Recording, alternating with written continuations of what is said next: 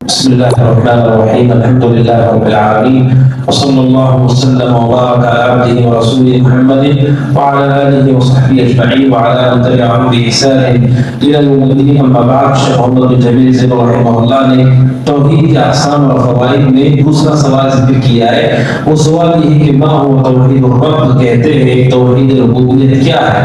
یہ سوال کرتے ہیں اور جواب دیتے ہیں. توحید ربوبیت کہتے ہیں اللہ تبارک و تعالیٰ کو اس کے کاموں میں اکیلا سمجھنا. اللہ کے کام کیا ہے؟ جیسے پیدا کرنا، تدبیر کرنا، کائنات کا نظام چلانا، ان سارے کاموں میں اللہ تبارک و تعالیٰ کو اکیلا جاننا، یہ توحید ربوبیت ہے. دلیل کیا ہے؟ سورۃ الفاتحہ کی پہلی آیت الحمدللہ رب العالمین، تمام تعریفیں اس اللہ کے لیے. اللہ تعالیٰ کون ہے؟ ربوبیت کیا ہے؟ اس آیت سے دلیل ملتی ہے رب العالمین، جو سارے جہانوں کا رب ہے. رب کا مطلب جو پالتا ہے، پرورش کرتا ہے، جو عطا کرتا ہے، نوازتا ہے. رب کہتے سارے جہانوں کا رب. سوال یہ کہ جہان، کئی جہان، عالم ایک ہے، عالمین اس کی جمع. کتاب اور کتابیں جیسے ہم کہتے ہیں، کئی کتابیں. ہم عالم میں ہیں تو اللہ سبحانہ و تعالیٰ سارے جہانوں کا رب ہے، مطلب کئی جہان. کیا معنی ہے کئی جہانوں کا؟ حضرت عبداللہ بن عباس رضی اللہ عنہ نے جو تفسیر کی ہوئی زمین و آسمان اور جو کچھ اس کے درمیان ہے، خلاصہ اس کا یہ ہے اللہ تبارک و تعالیٰ کی ذات، اس کی صفات، اسے چھوڑ کر کے جتنی چیزیں ہیں وہ سب کا سب عالم ہے. کئی قسم کے عالم ہے. جنات کا ایک عالم ہے، انسانوں کا ایک عالم ہے، فرشتوں کا ایک عالم ہے، پرندوں کا ایک عالم ہے. یہ سب عالم ہے.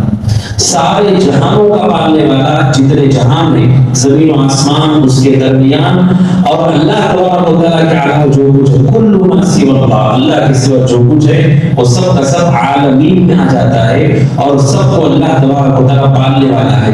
جب عالمین میں آ جاتا ہے تو زمین بھی اسی عالم کا حصہ ہے، اور اس زمین پر انبیاء بھی سارے اسی زمین پر آئے، نیک لوگ اسی زمین پر ہیں، سارے انسان، جنات. اللہ سبحانہ و تعالیٰ سب کا رب ہے، سب کو پالنے والا ہے. توحید ربوبیت ہی ہے. اللہ تبارک و تعالیٰ اکیلا ہے اپنے کاموں میں. وہی ہے جو انسانوں کا رب ہے، وہی ہے جو انسانوں کو نفع دینے والا ہے، وہی اسی کی طرف سے نقصان ہے، اور وہی ہے جو صحت دیتا ہے، اور وہی جو شفا دیتا ہے، وہی زندگی دیتا ہے، وہی موت دیتا ہے. اللہ تعالیٰ کو اپنے کاموں میں اکیلا سمجھنا یہ توحید ربوبیت ہے. اور اللہ کے نبی کی دعا بھی شیخ نے ذکر کی ہے رحمہ اللہ. اللہ کے نبی نے کہا دعا کے اندر اللہم لک الحمد انت رب السماوات والارض، کہا کہ اللہ تیرے لیے تمام تعریفیں ہیں. انت رب السماوات والارض، تو سارے آسمانوں اور زمین کا رب ہے، مالک ہے، اختیار تیرا چلتا ہے. زمین اور آسمانوں کا رب ہے. آسمان کتنے ہیں؟ آسمانوں میں فرشتے، اور جو کچھ اللہ نے مخلوقات رکھی ہیں، زمین میں جو کچھ ہے ان سب کا اللہ تو ہی رب ہے. جب ہم اللہ تعالیٰ کو رب مان رہے ہیں، وہی رب ہے، تو پھر اللہ کے علاوہ کسی اور کو ہم کیسے نفع کے لیے پکار سکتے ہیں، کیسے مدد کے لیے پکار سکتے ہیں جب وہ ہر چیز کا رب ہے. اسی لیے ہم نماز کے بعد کیا دعا پڑھتے ہیں؟ اللہم لا مانع لما اعطیت، اے اللہ جسے تو عطا کرے اسے کوئی روکنے والا نہیں. اگر اللہ دینا چاہے کوئی طاقت نہیں روک سکتی. ولا معطی لما منعت، اور اللہ تبارک و تعالیٰ جسے تو نہ دینا چاہے کوئی اسے دے نہیں سکتا. ولا ينفع ذا الجد منك الجد، اللہ تبارک و تعالیٰ کا پورا اختیار ہے.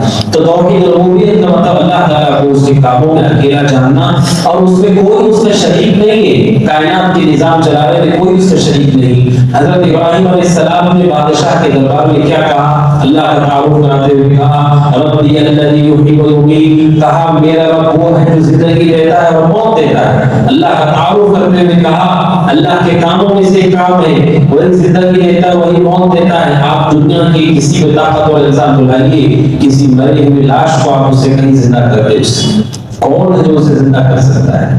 کوئی آدمی کاغذ سے کوئی جانور یا پرندہ بنائے اور کسی انسان سے کہیں کہ پھونک کے زندہ کر دے اس کو.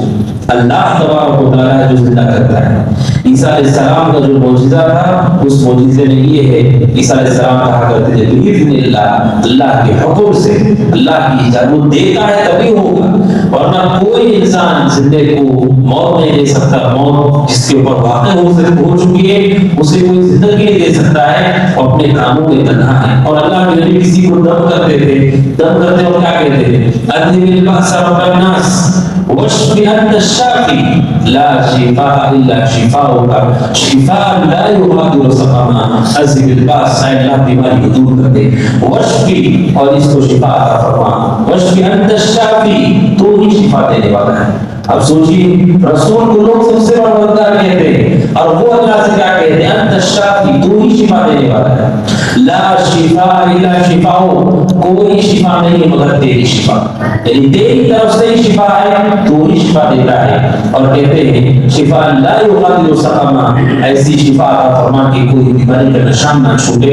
اللہ کے نبی دم کرتے ہوئے کسی کو یہ دعا پڑھتے تھے، اللہ تبارک و تعالیٰ کو اس کے کاموں میں اکیلا جاننا، اکیلا سمجھنا. اس بادشاہ کو جو ابراہیم علیہ السلام نے کہا میرا رب زندہ کرتا ہے، موت دیتا ہے، اس نے کہا، اس نے سمجھا کیسے؟ اس کو دو لوگوں کو بلایا، ایک کو مار دیا، ایک کو چھوڑ دیا، کہا میں نے بھی زندہ کیا، میں نے بھی مار دیا.